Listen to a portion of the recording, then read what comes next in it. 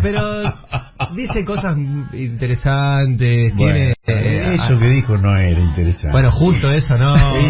¿Quién no ha tenido un resbalón? Hizo la gran Macri, ¿viste? Acusó a todo el mundo. Bueno, pero todos hemos tenido alguna que está bien, pero celebrarle otra, no esa. El tema es cómo le pusieron... Estoy totalmente de acuerdo en eso. El tema es cómo le pusieron un bozal a un montón de gente en estos años y también cómo nos desarmaron la autoestima. A mí me pasó eso el domingo a la noche cuando me encontré con esa multitud en Corrientes y Dorrego. Dije, ¿qué pasó? Toda esta gente estaba para celebrar, para acompañarse, pero estábamos con la autoestima destruida por los despidos, por todo, digamos. Es como va desarmando esa trama de afectos. Mucho catártico. Sí.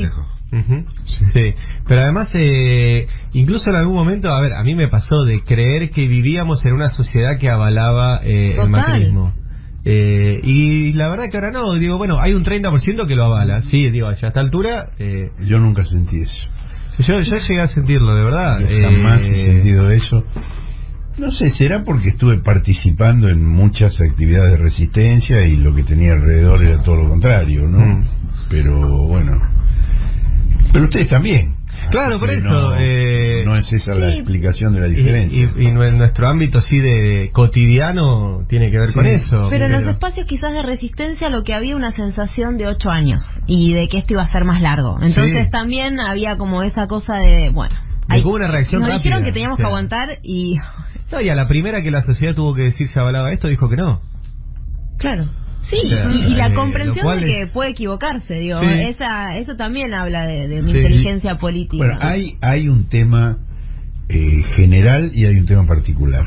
El tema general, que lo explica muy bien, es el vicepresidente de Bolivia, García Linera, cuando él dice que gobiernos como el de Evo Morales, pero se aplica también al de Cristina en la Argentina, digamos, promovieron un ascenso social de sectores sumergidos que pasaron a integrar una nueva clase media.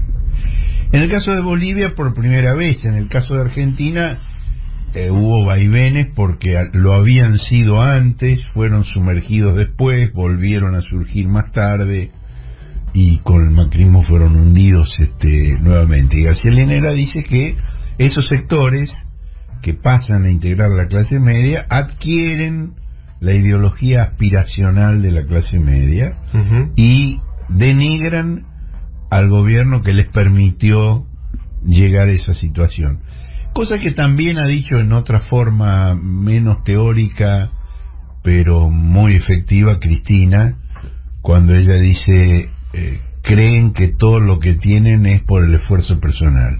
Y por supuesto que tuvieron esfuerzo personal, pero ahora siguen teniendo el mismo esfuerzo personal y no consiguen nada, porque cambió el contexto, cambió la política general. Eso es lo general, digamos. Esto, digamos, le pasa al PT en Brasil, le pasa a Evo en Bolivia, le pasó a Cristina en la Argentina.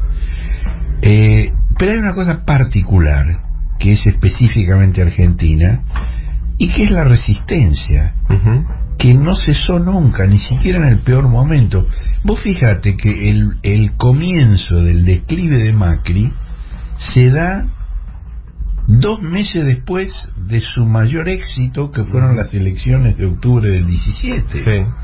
En diciembre del 17, cuando él intenta capitalizar ese triunfo electoral, impulsando las reformas con las que sigue amenazando hasta ahora, previsional, laboral, ahí se producen las movilizaciones del 14 y del 18 de diciembre, y se produce un clic muy importante que es el empalme entre afuera y adentro, es decir, lo que hay en el Congreso en sintonía con lo que hay en la calle, cosa que hasta ese momento no había ocurrido. Había movilizaciones muy fuertes en la calle, pero no estaban articuladas con lo que pasaba adentro. El 14 y el 18 de diciembre, por primera vez se produjo esa coincidencia, esa articulación. Y a partir de ahí... Y la reacción violentísima del Estado, agresiva del gobierno. Sí. Bueno, pocos días después de eso, Caputo viaja a Estados Unidos y le avisan que van a dejar de de prestarle, y por eso él hace el último préstamo grande. Y yo creo que más allá del monto, digamos, de que le dejan de prestar, pues ya le habían prestado mucho, también creo que ahí empezó a ponerse en duda que el proyecto de Cambiemos fuese un proyecto de 8 o 12 años. Claro. Y ahí algunos empezaron a decir, pero yo no sé si me conviene seguir poniendo mi plata acá. Claro. Y eso empezó con Esa con semana de diciembre del año 17 es el punto de inflexión. A Sí. partir de ahí se empieza el declive. De todas formas, si bien es cierto que el punto de inflexión es ese, hay que reconocer que hubo un trabajo previo y que Pero claro, hubo, yo creo que hay un momento que yo destaco clave. Hugo y Hugo. Bueno, a eso voy. En abril de 2016 hubo dos momentos muy importantes, que fue el primero, el 13, cuando Cristina va a Comodoro Pi y ella plantea la conformación de un frente ciudadano, describiéndolo en palabras que caben punto por punto para describir al frente de todos. Sí, ahí lanzó. Y el 29 de ese mismo mes es la primera manifestación del sindicalismo ahí en Paseo Colón. Y también hay un discurso de Hugo Moyano donde plantea las bases de lo que termina siendo esto.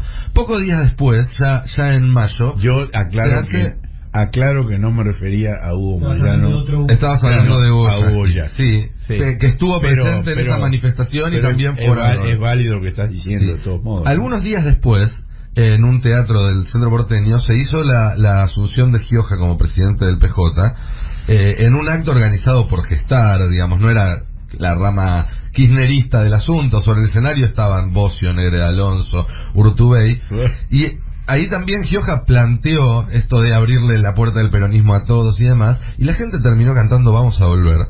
Claro. Y terminó cantando la marcha peronista con la última estrofa, la estrofa de Néstor y Cristina. Y yo estaba cubriéndolo para Página 12. Yo vi a Nere Alonso sacudir el bracito cantando Vamos a volver. Y yo ese día dije, acá se está incubando algo que no sé si va a tardar 2, 4 u 8 años en resolverse, pero ya había ahí una pulsión de resistencia, como vos decías. Yo creo que Cristina uno le puede objetar muchos errores tácticos que ha tenido, pero la visión estratégica que tiene Cristina no la tiene nadie.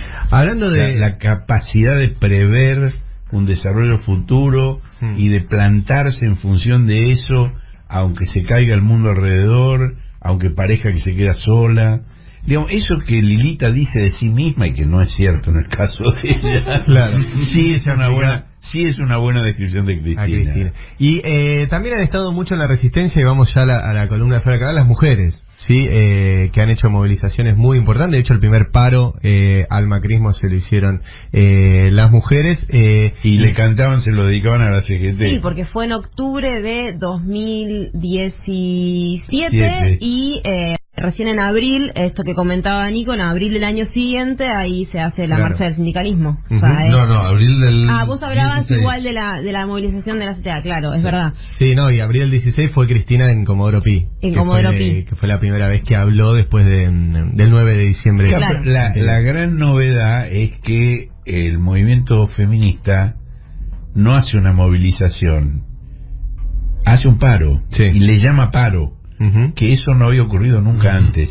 Sí. Esa es la gran novedad. Y sí, porque es la disputa por el sentido hegemónico de la palabra Claro, paro, que la claro. tenían comúnmente los sindicatos Claro. y comúnmente, mayoritariamente, los varones, porque son quienes claro. dirigen los sindicatos. Sí, fue un cese de actividades de 2 horas por ese momento y una gran movilización. La imagen que quedó grabada son los paraguas en la Plaza de Mayo, porque ese día llovía y después ¿Y se cómo repitió. llovía? Sí, llovía un montón. Sí, Todavía admitían hombres, de modo que Admitían. de modo que no me lo perdí ese.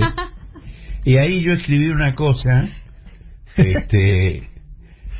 yo escribí en el diario donde trabajaba en esa época que este movimiento que surgía iba a tener una repercusión equivalente a la que tuvo el 17 de octubre del 45 con la emergencia de la clase obrera como actor político definitivo, y el movimiento de derechos humanos a partir del 77, cosa que me granjeó una serie de puteadas de quienes no admitían competencia de un tercero en disputa. Bueno, es súper interesante eso, porque a mí me parece que se inscribe en esa historia de los derechos humanos. De hecho, los pañuelos verdes tienen un diálogo total con el pañuelo de las madres y de las abuelas. Ahí me parece que el feminismo tiene una genealogía que nosotras tenemos la obligación de trazarla y de